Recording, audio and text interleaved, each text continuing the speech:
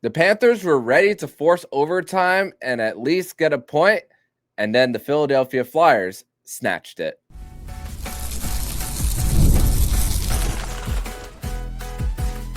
You're Locked On Panthers, your daily podcast on the Florida Panthers. Part of the Locked On Podcast Network, your team every day. And welcome into this Thursday, November 27th edition of the Locked On Florida Panthers podcast, part of the Locked On Podcast Network, where it is your team every day. Thank you for making the Locked On Florida Panthers podcast your first listen of the day on the nation's #1 sports podcasting network. Shout out to the everydayers who come back here and get your daily Florida Panthers fix. My name is Armando Velez, the host of the show, and joining me on today's edition of the show, he is Jacob Winans. Joining me on another edition of Winans Wednesday. On a Thursday, we're switching things up this week based on the scheduling for yours truly. And the Florida Panthers lose this one by a final score of 4-2, get the first 2 goals, and then the Philadelphia Flyers respond with 4 unanswered, including 2 in the final minute to deny the Panthers any points. And we were preparing for overtime. We were thinking that although the Philadelphia Flyers had a jump to them, especially at the start of the third period, where the Panthers had their jump after the 4-minute mark, we thought we were going to at least see this team get a point. And this is an incredibly tough way to lose. And Jacob, the biggest takeaway for me is that the Philadelphia Flyers, the 4 goals that they scored were all scored in kind of the same way. Bodies in front of the net. Yeah, the Panthers kind of got outplayed in a little bit of their own game tonight in that net front area, which was pretty disappointing. They really were in great position to get 2 points. They started the game perfectly, kept the foot on the gas for a good portion of it. And the first period was dominated by Florida. Realistically, should have had probably more goals in that period. Vladar stood on his head the way he tends to whenever he plays the Panthers. Mm-hmm. The opportunities were there. The Bennett Verhaeghe Greer line looked the best that it's looked at any point this season. I thought the legs were there. Overall, I was really pleased after the first period. I thought there was no chance they were going to lose this game. And then when you get the second goal, you're thinking 2-0.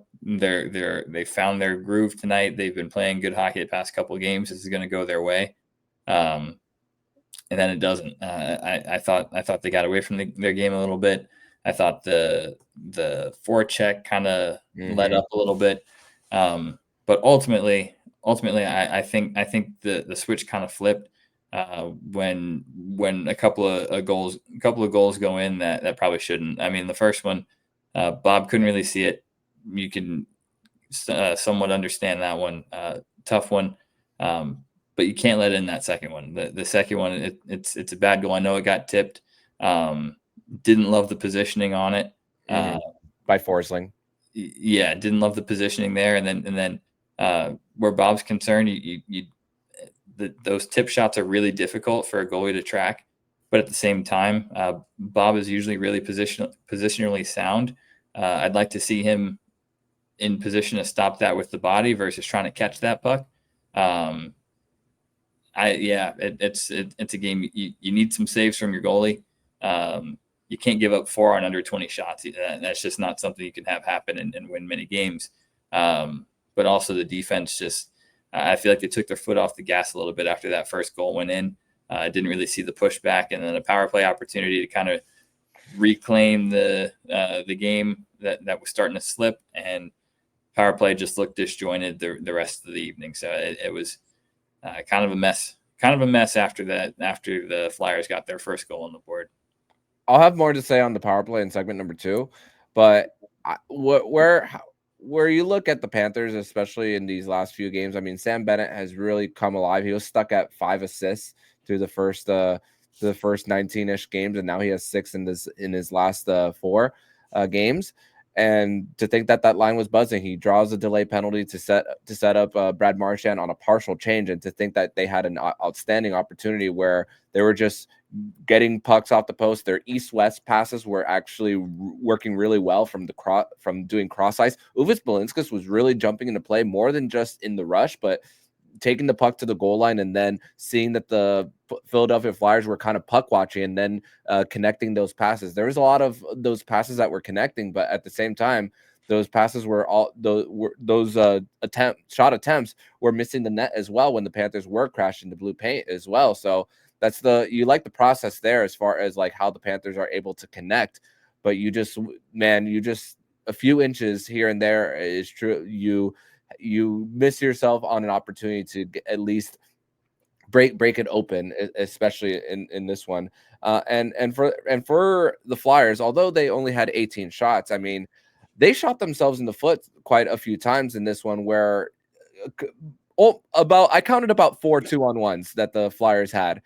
And there was one on the penalty kill that they had as well, where they didn't get a single shot on goal on those 2-on-1 opportunities. Yeah, that has a lot to do with the Panthers' ability to close the gap. There was one especially that Travis Sanheim was near the goal line that he had 2 opportunities off a pass, and then they win a battle and then bobs out of his net again, and he completely misses as well.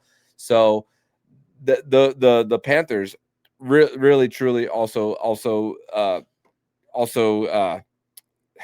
they missed their opportunities, but at the same time, the Philadelphia Flyers also missed their opportunities as well. So this is one where you just it comes down to the focus level, because really, as soon as the Flyers came out of the locker room in the third period, the momentum was on their side. They were buzzing. They were winning their board battles, getting in on the forecheck. Like you mentioned, they kind of beat the Panthers at their own game when it came to fighting for pucks.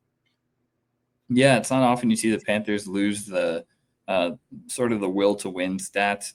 You don't see the Panthers lose a lot of board battles. You tend to see them come out on the right side of things when it comes to positioning in front of the net, protecting the crease, boxing out, clearing rebounds. Those are the type of things the Panthers are really good at.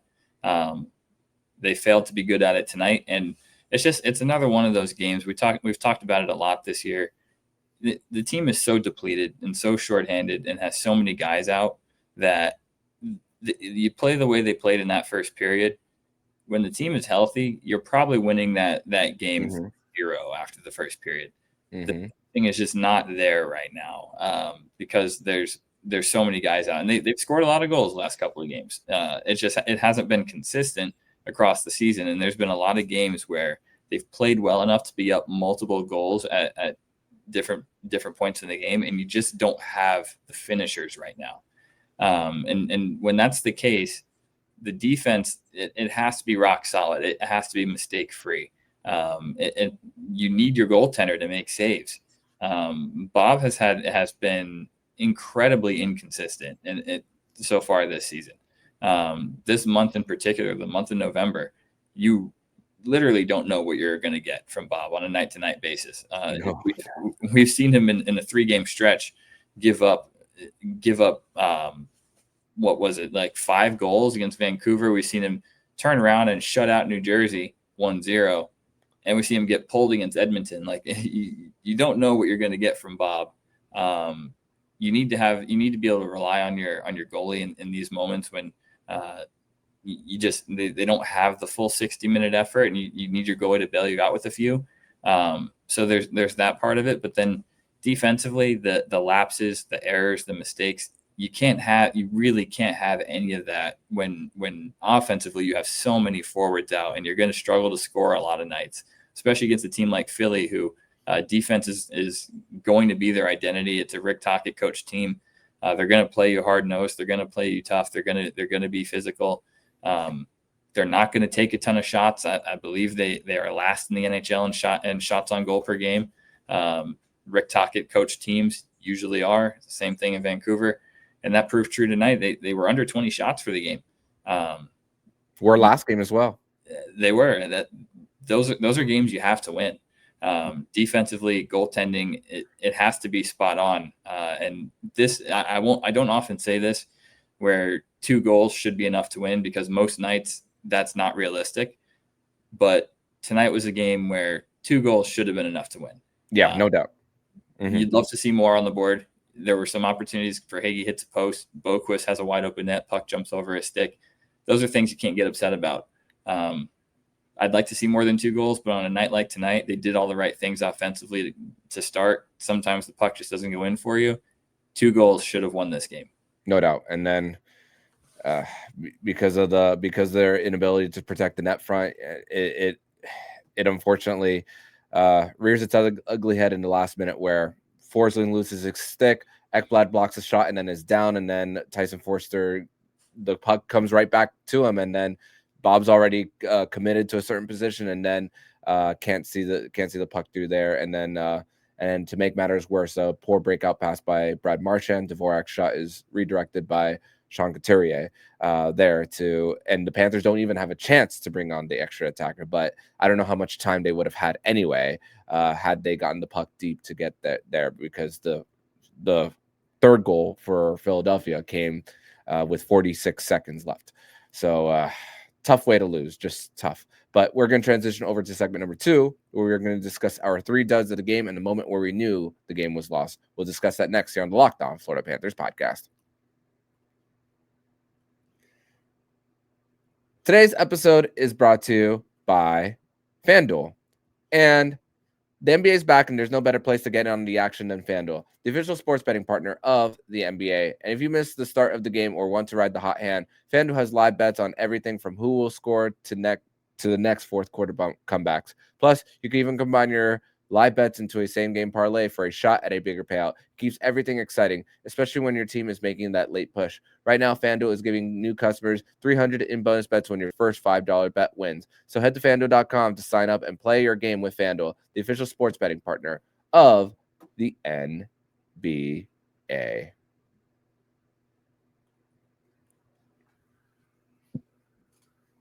Segment number 2 here on this Thursday, November 27th edition of the Locked On Florida Panthers podcast. Thank you once again for making the Locked On Florida Panthers podcast your first listen of the day. Armando Velez here with Jacob Winans on another edition of Winans Wednesday on a Thursday, as the Florida Panthers lose to the Philadelphia Flyers by a final score of 4-2. So it's a loss for the Florida Panthers on Wednesday night, Thanksgiving Eve game, which means we are going to discuss our 3 duds of the game and the moment where we knew the game was lost. So I'm going to start with the third dud of the game, and for me, it's the Erod line for me. Although Erod was pretty great in the circle, not the Philadelphia Flyers truly kept that line at bay. Like I said, a lot of missed opportunities at the net, and that is going to be my third dud of the game. Number 2 dud, I'm going to give it to the Panthers power play. And here's the thing, especially the second power play, the Panthers had an awful time gaining the zone. And I noticed that power play 1 is coming off the ice a lot earlier than usual. It's usually you see it around like 30 seconds where power play 2 would get on. The first power play, there was a partial change there, so both units were combined. They didn't get their full change until the 15-second mark, but there's a full one 45 seconds in on the third one for the Panthers there. So the Panthers power play was having a hard time just getting the pucks through the net there on the night, on the evening. And although it says 4 shots on goal for the Panthers there, I didn't really truly think Dan Vladar was truly tested it outside of some parts of the first one where there was that partial change there. And then number 1 dud, I got to go Sergei Bobrovsky there. It's 4 goals on 18 shots. Like you said, Jacob, this is one of those games where you see 2 goals on the night and you think that, man, the Panthers should have at least had done better around the net. And also, but at the same time, you got to be able to sometimes read some of those plays, and the goaltender does have to bail you out from time to time. So this one was so I got to put Bobrovsky as my number 1 dud here. Yeah, I'm with you on that. I'll kind of go in the opposite order because our 1 and 2 are the exact same. Number 1 dud is definitely Bob. You need more consistency from your number 1, and right now they're not getting it. Especially in a situation where you got so many guys out of the lineup. that's when you really have to count on your goalie to be your best defender at times, and he hasn't been more often than not in the last few games. Save percentage is alarmingly low right now, and I know we've also talked about on this show how we're not going to judge this year so much based on stats because it's just going to look so weird for a lot of guys. For the most part, the defense has been pretty intact. We definitely Kulikov is sorely missed right now, without a doubt. And what Barkov provides defensively is very, very, very sorely missed, and then also underrated. But Etu being out of the lineup, he does so much defensively too. Sam Bennett was playing short-handed minutes. Exactly, which is uncommon. So I understand that, but the save percentage right now for Bob is looking pretty rough so far over the course of the season. So you're gonna need to see some sort of bounce back from number 72. He's made a living doing that. When he has a bad game, he's usually very good in the next one. So we'll see how he looks next time he's in the crease. Number 2 dud, definitely the Panthers power play. Not even just the fact that they looked bad and disjointed, but also just the magnitude of the times in the game when they had power play opportunities. Some power plays are just more important than others. And when you give up a goal to go down or to where the goal or the deficit is cut to 2-1, and the goal scorer who just cut the deficit goes to the box, that's kind of a bigger power play than most. And that's one where you got to get a goal. You get that goal back right away, kill the momentum, stomp them out. They fail to do it. And then the guy who scores the goal ends up in the box, now is out of the box and assists the next goal. That's a pretty big momentum swing in the Philly direction there. So power play was pretty lifeless tonight. A lot of turnovers, shorthanded chances against. Very easily could have been a Flyers goal in the one where I have no idea what Sean Couturier was thinking. No idea. That I can't remember if that was still on the power play or shortly after one, but that was just crazy. So that's my number 2 dud. And number 3, I didn't really love the Forsling Ekblad pair. So that's up there for me. I thought like we discussed, Forsling uncharacteristic, bad positioning, screening Bob a couple times, poor positioning on the Michkov tip. Didn't love Forsling and Ekblad. Ultimately, I'm going to go Evan Rodriguez. I think he did a lot of things right as far as getting in the right spots and winning board battles early and doing a lot of things you'd like to see him do. But the finishing tonight was just brutal from Erod. Some of it not his fault. He got slashed on one by Cam York. Yeah, it goes uncalled. Probably should have been a penalty. But, man, a couple of the opportunities Erod had tonight, you got to bury one of those. And I thought his finishing was a problem tonight. So that's my 3rd dud. But it's kind of a tie between Erod and that Ekblad-Forsling pair. No doubt, and those are valid. And I like what you mentioned about the momentum that it could have been.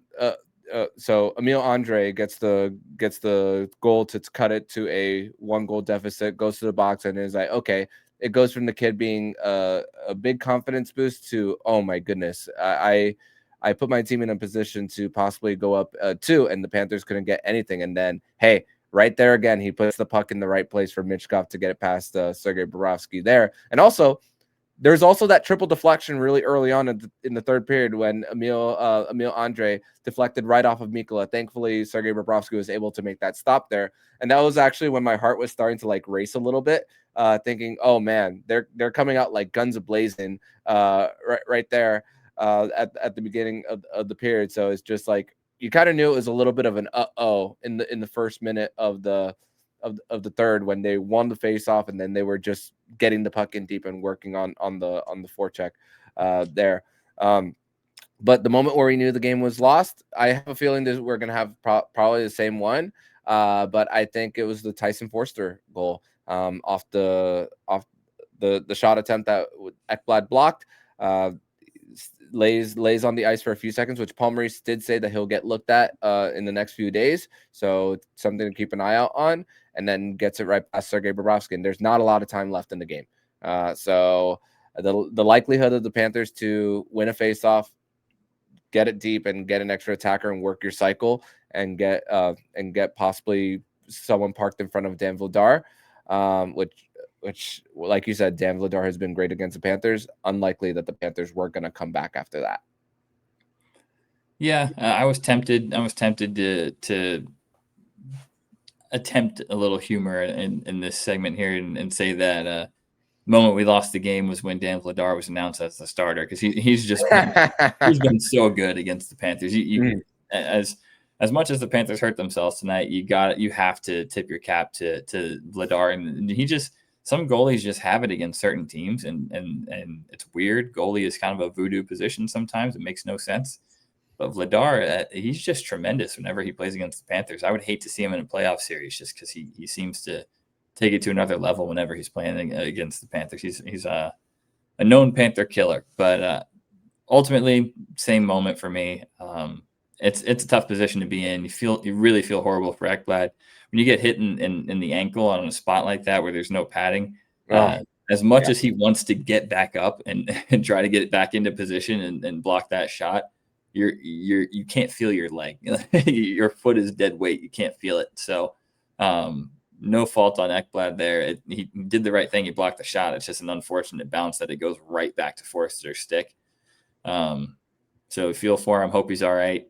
We definitely can't afford any more injuries, especially to a guy as important as Aaron Ekblad is. Would like to see Bob bail him out with the save there in that moment. It's a long wrist shot. Probably not one that gets by him too often. Just unfortunate, and you hope Ekblad's all right. But yeah, can't really fault him for it. As much as he would be dying to get back into the play, if you've ever taken one in a spot like that, your leg goes numb. So it's just unfortunate.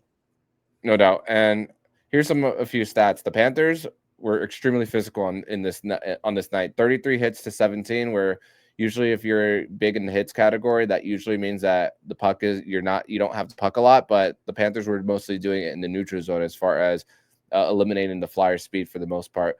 But at the same time, 21 giveaways for the Panthers, led by Jesper Boquist, Brad Marchand, including the last-minute goal, the fourth one that they had. Sam Bennett was also another one that had a good amount of giveaways as well.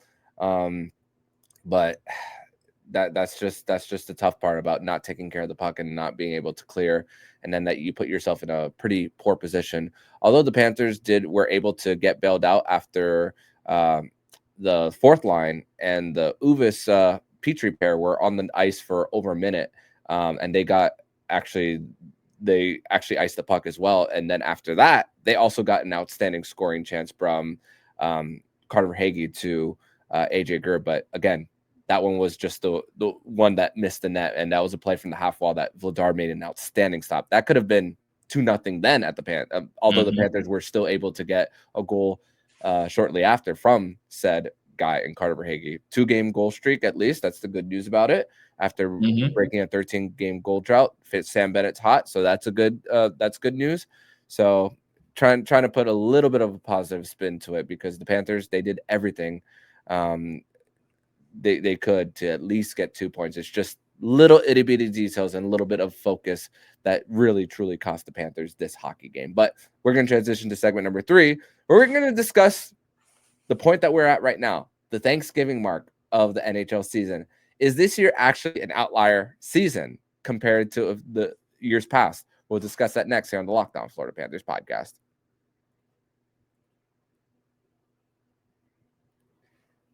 Today's episode is brought to you by Monarch. And let's be honest, most of us can't even name our financial account, let alone what they are worth. Between 401ks, savings, and investments, it's easy to lose track, and that can mean leaving money on the table. That's why I started using Monarch, an all-in-one personal finance tool that brings your entire financial life together in one easy-to-use interface on your laptop or your phone. Monarch's visual dashboards and smart tools make it so much easier to understand where my money is going and how to make it work harder for me. Don't let financial opportunities slip through the cracks. Use code LOCKEDON at monarch.com for 50% off of your first year. That's monarch.com. Code LOCKEDON for half off of your first year. Segment 3 here on this Thursday, November 27th edition of the Locked On Florida Panthers podcast. Thank you once again for making the Locked On Florida Panthers podcast your first listen of the day here on a Thursday, a Winans Wednesday edition of the show on a Thursday. Jacob Winans, Armando Velez here, and we are now at the Thanksgiving break in the NHL calendar, which this is a part of the season where we discuss all the time about where teams are at. And right now, the Panthers are 2 points out of a playoff spot right now as of 11:36 p.m. Right now, the Montreal Canadiens just tied the game against the Utah Mammoth at 3. That's the game I have right now. So that's another team that could possibly jump the Panthers a few points. The Ottawa Senators are also out west, so their game has not gone final yet. But the statistic is 4 points out or less. It's a 77% chance of making the postseason. But there's still not a lot of separation between top of the conference to even the bottom. Buffalo is last at 22, and New Jersey is right now at the top of the league. As of right now, this could change by the time you guys wake up at 31. So I ask you this question, Jacob. Is this truly a benchmark this year for you? For me, it's not. And I think there's a few reasons for that. I think the Atlantic has been really beaten up. We haven't really seen any separation or anyone step ahead as the class of the Atlantic Division. And a couple of the teams that are currently sitting in good spots in the Atlantic are no doubt going to fall off. And definitely commend them and have nothing but respect for some teams that have gotten off to hot starts early in the year. But there's some teams where that's just simply not sustainable. I'm looking at Boston. And that's just the way it's going to be. I think ultimately Detroit, they have a tendency to hit an ice cold streak at some point during the year. That's a team I expect to fall off.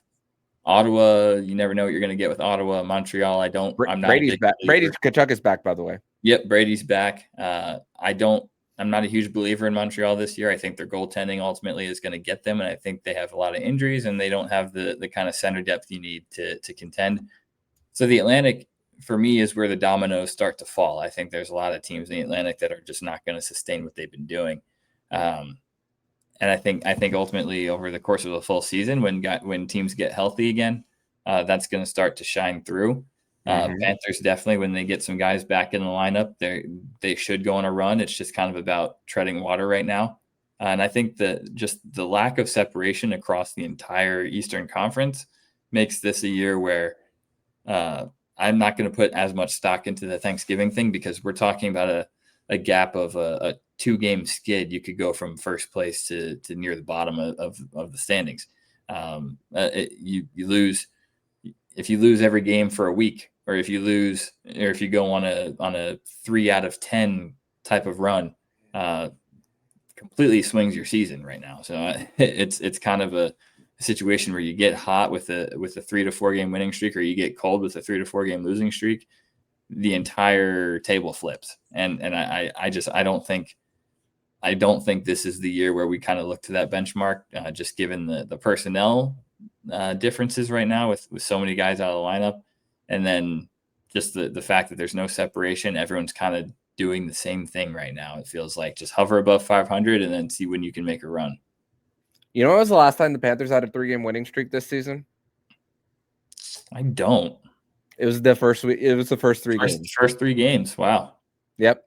They have not been able to pick up points consistently after that. So I just, that was the night, but I'm saying, man, I know we quickly screen shared. I just closed that tab on NHL.com, but their Panthers are at 25 points, and 2 points with a win tonight for them would have had them tied for the 3rd spot in the Atlantic Division. That's how close this is for the Panthers here at this mark. So, and one thing I didn't see on that graphic, and it might have been there and I might have just missed it, but I know I saw recently at one point that the entire Atlantic Division was in the negative in goal differential. Panthers are right at 0 right now. So they're exactly at 0. Yeah, and I believe at one point very recently, it might have been last week or earlier this week, the entire Atlantic Division was at a negative goal differential, which that in itself should tell you this is an outlier year. That'll probably never happen again. I don't know that I've ever seen that.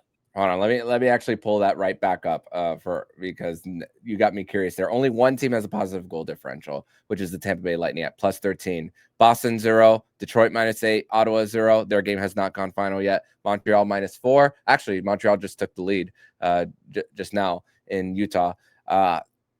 Florida Panthers 0, Toronto -7, which defensively they can't stop anything, and their goalies are also injured, and also Buffalo at -6. So yeah. Wow. Just the fact that it's still wide open, thankfully the Panthers can still have an opportunity here. But I'm just looking at the last few seasons for just the overall. I'm just looking at Eastern Conference only when I wrote these teams. In 2022-23, 7 out of the 8 teams made it at American Thanksgiving. It was Detroit who was in a playoff spot, and Florida was not. Florida ended up being in. 23-24. 7 out of the 8 teams as well. New York made it. Detroit, second consecutive season that they were in a playoff spot at American Thanksgiving, out. Last year, 24-25. This time it was 6 out of 8. Boston and New York, Rangers, were in. This is where Montreal and Ottawa went on deep runs as well. So, and 2021-22. The season was over for anyone below the cut line. That was where it was a 30-point difference that year for that one. So that one I couldn't even consider then. But just these last 4 years, most times when you're above the cut line, most times you're in. But the fact that it's only 2 points for the Panthers, what should be the next cut line, Jacob? What do you think? Should it be right before the holiday freeze and the roster freeze for the NHL? Should we move the goalpost a little bit here? Yeah, I think for this year it kind of is, and especially if you're a Panthers fan or if you're with the Panthers as kind of your benchmark, they're not going to be even close to healthy before the new year. It's and they're not the only team in a situation where they've got really, really important pieces missing for a good chunk of time. I mean, Boston is dealing with some injuries right now. Montreal is dealing with a ton of injuries right now, and they won't be healthy or close to healthy for at least another month. We don't really know what we're going to see out of Montreal. Tampa's banged up. They've got some guys in and out of the lineup. I don't know. I think it almost feels like you kick the can down the road a month at a time until some teams get healthy and you really see what we're working with in this division. It seems to be the case in the last few years. The Eastern Conference runs through the Atlantic. So I think whatever happens in the Atlantic is going to set the tone for the entire conference. And I'm looking to see when we finally get some separation in the Atlantic Division, that's when we're going to see separation across the board in the East. And I don't think we're going to see that until some teams get some players back and get healthy, because the Panthers aren't the only team in this situation right now where they're just trying to scrape some points together and give themselves a chance when they get some guys back in the lineup and on the active roster. So yeah, it's a weird one. This is going to be a really strange NHL season. It just is. It's funny you bring up that 21-22 year because Panthers, of course, won the President's Trophy that season, dominant offensively and blew everyone out of the water. But people forget they played a Washington team as a second wild card in the first round, who I believe had like 104 or 105 points that season. Yeah, everybody in the East was nasty that year. You don't often see a second wild card with that high of a point total. That was a funny year. So talk about an outlier. It's like the complete opposite of what we're seeing this season. If I'm doing a quick calculation right now of points percentage for the last team in, which would be by points percentage Pittsburgh right now, what would be the floor for the to be the first team out, excuse me, in the wild card. Hold on, I'm doing a quick calculation on my calculator here. 82 times 2, and then 0.6. This is good. This is good podcasting. It'll be 101 points right now. That's the cutoff. 101. So, yeah, that is your early indicator of what you would need, at least to be a challenger for the last wild card spot in the East. So, and it's going to take, and probably that's going to be more overtime games, as 3 of them have gone to overtime on the night. Mm-hmm. One of them being in the Eastern Conference, Toronto and Columbus. That was one of them. And then one interconference game between New Jersey and St. Louis. But we'll see what happens from here on out. But Jacob, I want to thank you so much for joining me on another edition of the Locked On Florida Panthers podcast. I want to wish you a happy Thanksgiving. Hope that you are not too stressed out around 4:00 tomorrow when your Dallas Cowboys take on the Kansas City Chiefs. I'll be relaxing as my team is not in action. But tell everybody where they can follow you online, my friend. Yep, you can follow me on X at JakeW_8. Now I'll leave with this. Before recording, I told Armando, given that the Flyers came back and beat us in ugly comeback fashion, as a Cowboys fan, I can't be too upset because my Cowboys did the same thing to their Eagles over the weekend. So, yeah, I'll enjoy tomorrow, and we'll hope the Cowboys keep their hot streak going. Yeah, and enjoy the holiday. And everyone listening, happy Thanksgiving. Everyone enjoy the holiday. Spend some time with your loved ones. And if you're making time and a half pay, good for you. Go get that bread, everyone. But thank you guys all for listening, and see you guys on Friday. And if you like what you're hearing, please subscribe to the podcast to be notified every single time the Locked On Florida Panthers podcast jumps into your podcast feed. Don't forget to also subscribe to the other shows on Locked On NHL Network, including Locked On NHL, Locked On Fantasy Hockey, Flip Livingstone, and Stu Roden, and Locked On NHL Prospects. Thank you once again for making the Locked On Florida Panthers podcast your first listen of the day. So I'm Armando Velez with Jacob Winans, and you've been listening to Locked On Florida Panthers podcast, part of the Locked On Podcast Network. We're your team every day.